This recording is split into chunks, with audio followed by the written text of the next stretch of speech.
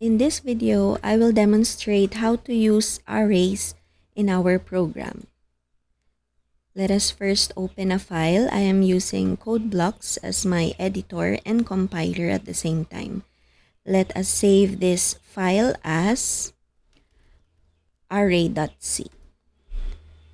Let us include a preprocessor directive including the stdio.h or the standard input-output library because we will be using the printf and scanf functions which are found or defined in this library.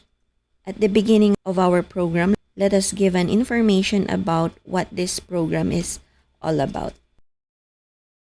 We will be declaring arrays. We will also initialize values in our array, and we will also access by means of accepting and displaying the content or the values in our array. So let's proceed. Every C program has a main function. We do this by writing the word void, or we could simply eliminate since void means null. But in my case, I'll just put it here. Also in this part, we could also eliminate. But then again, I'd like to practice to write it down. Before I proceed with arrays, I want to emphasize the use of a single variable. Let's take, for example, an integer type of variable. The variable name is n1. That means we could only store a single value in this variable. Let's say enter a number for n1. Then we will use the scanf to accept the value. We will use the double quote, and inside that we will be adding the format specifier. In this case, we use D for digit since we are dealing with integers. Then comma, and in this side we will write ampersand and the name of the variable where we would like to store the value. Let us run our program. Enter a number for n1, let's say 43. Okay, now let's try to print the value of n1. We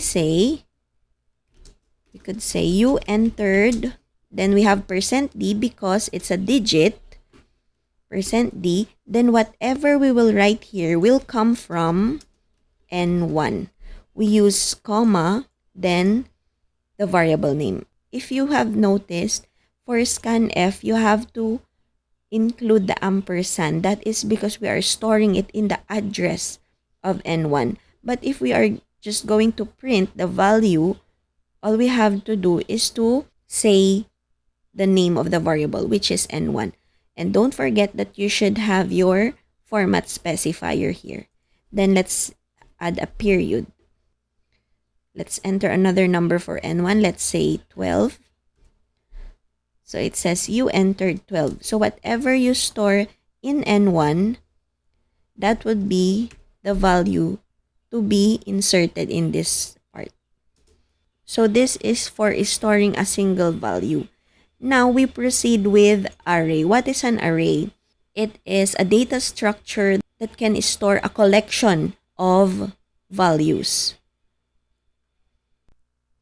Assuming that you will store 5 numbers instead of saying n1 for your first number, n2 for your second, n3, n4, and so on up to n5. And if you are going to store values for these 5 variables, you have to repeat this statement 5 times and then change the name of the variables. But if they have the same data type, such as integer, you could just make use of an array. Let me remove it again. Another example is if you have 3 quizzes, that means you will have 3 scores for each quiz. So you say, I'll just make this as a comment for a while. I'm using multiple line comment.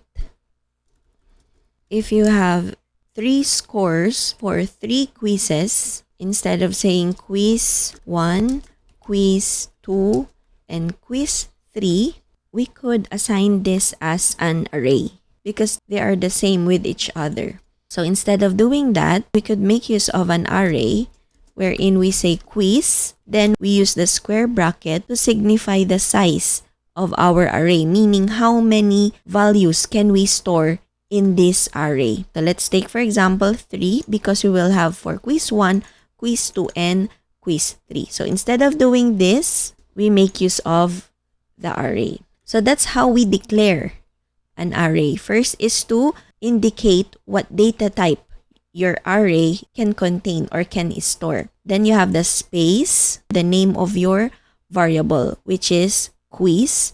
Then you will have your open and close square brackets, and inside that square bracket is the size of your array. You will be using a numerical value, a whole number, for your array size. Then we have the semicolon. So this is how we declare our array. Next is, how do we initialize values to our array? Initialization meaning we are assigning a value at the start of our program. We could do that by adding an equal sign, then you have the open and close curly braces, then simply write the values that you would like to be included. So that's how we initialize.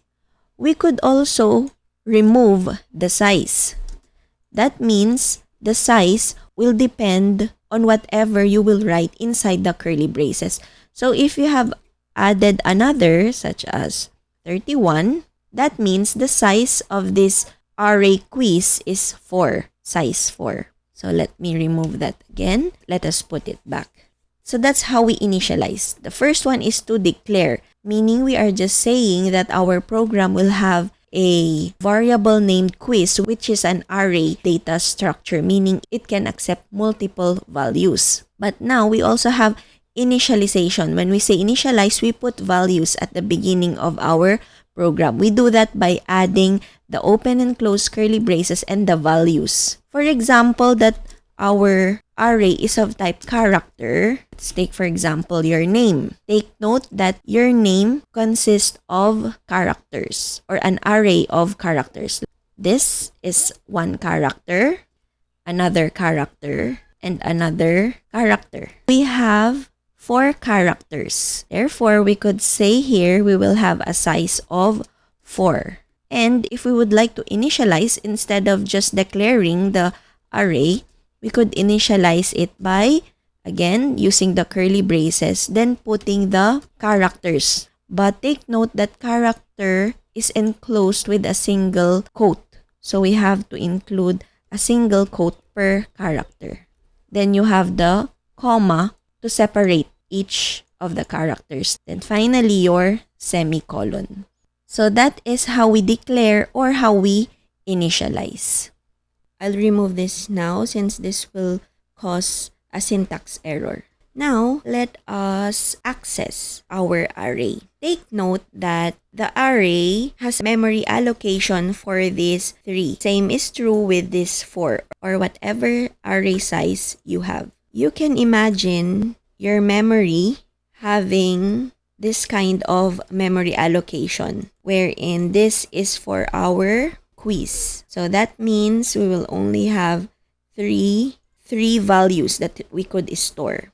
But we should have an index for each of the following memory allocation. We will start with 0. This means that the value that we will put here is for quiz index 0. While here, we will have quiz index 1. Then here we have quiz index 2. So if your array size is 3, the last index in your array is your array size minus 1, which is equal to 2 because we started with 0. So again, if for example, your array has a size of 4, that means the last index will be the array size 4 minus 1, so we have 3. That is for our second example, wherein we have the variable name.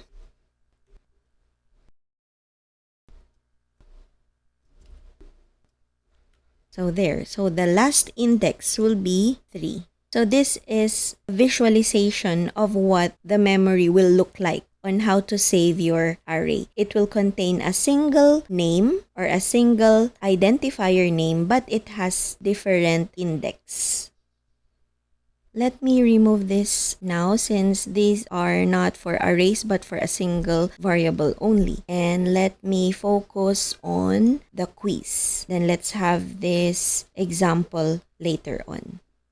And let's also remove this. Instead, we make use of an array. Now, assuming that we'd like to access each of the values of quiz, we could print, using the printf function, the value of each. Let's take, for example, quiz is score 1. Whatever is enclosed in your double quote will be displayed on screen. But we would like to have a value here. So we have %d, format specifier for an integer type. Then we have comma, then we place here where that value would come from. So we have not only quiz, but we write the index. So this is quiz index 0, quiz index 1, and quiz index 2. We have another for, let's add a new line. Quiz is score 2 from quiz index 1. Same is true with quiz is score number 3 coming from quiz index 2. So there we have quiz score 1 is 50, quiz score 2 23, quiz score 3 is 43 based on how we initialize them. If we will shuffle this, we make this 43, 50, and 23. Then that's how it will be displayed. 43, 50, and 23. Now, what if we do not initialize the value? We just simply declare. So therefore, if we will run this, it will contain a garbage value. So the memory contains a value, but it's just a garbage value. So we have to accept first before printing.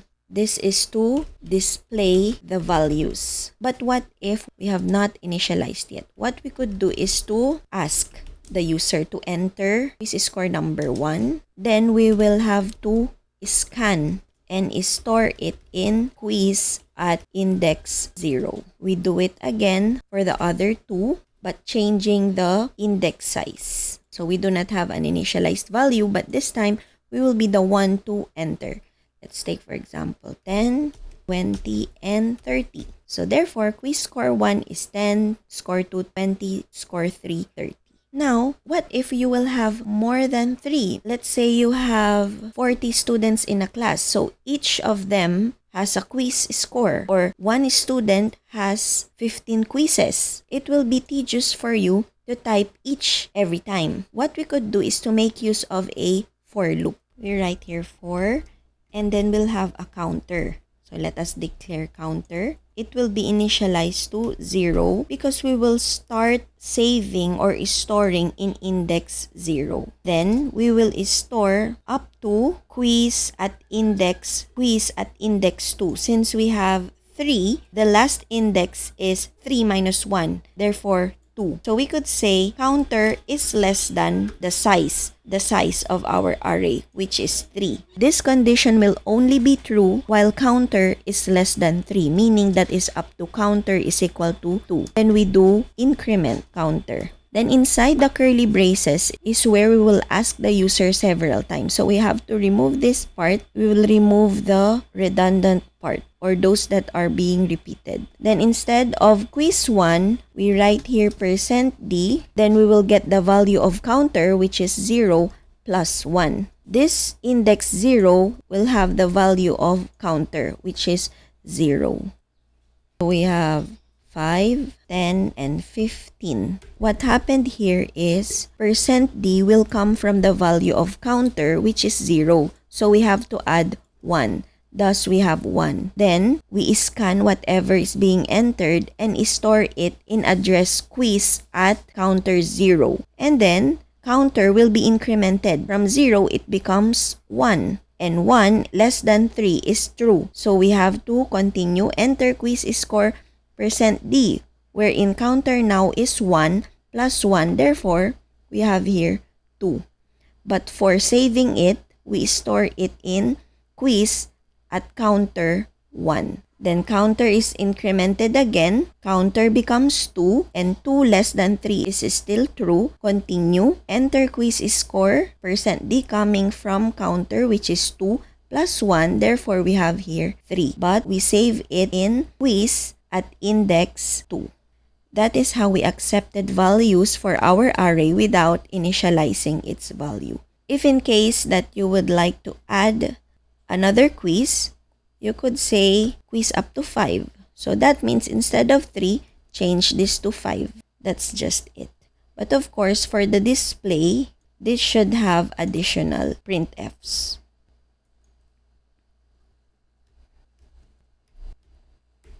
There. So every time I would like to change, another quiz was added, you could simply change the size and change the condition. Now, this is for accepting values for the array. Now, in displaying the values, we could also make use of the for loop.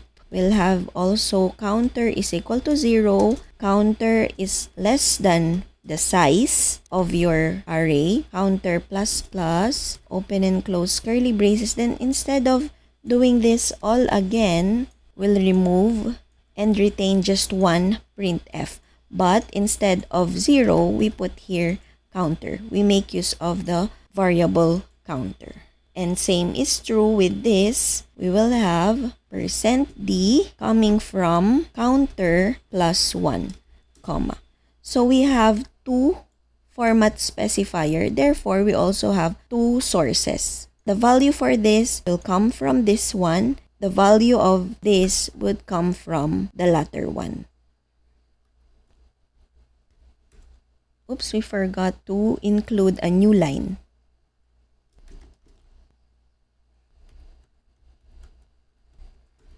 There. For the array of characters, I will be creating a separate video for this. So I hope you have learned about what array is all about and how to use it. Let's have a review. First, you have to declare an array. That is by indicating the data type, the name of your variable, and the size. You could also initialize the values of your array, meaning you are assigning a value at the beginning of the program. This is by using the equal sign, the curly braces, and list down all the elements or the values of your array.